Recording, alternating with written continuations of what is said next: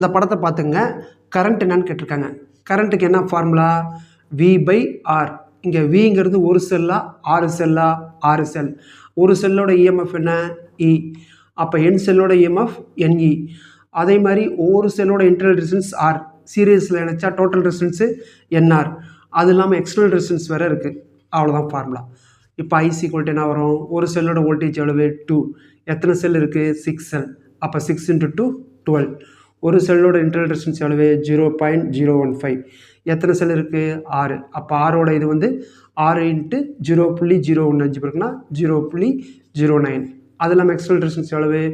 8.5. ரெண்டையும் கூட்டினா என்ன வரும்?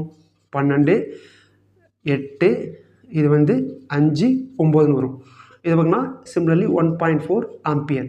அடுத்து டெர்மினல் வோல்டேஜுக்கு என்ன ஃபார்முலா? சீசுலா ஓம்ஸ்லா IR. I வந்து எவ்வளவு? 1.4. R எவ்வளவு? 8.5. இதை மல்டிப்ளை பண்ணால் ஆன்சர்.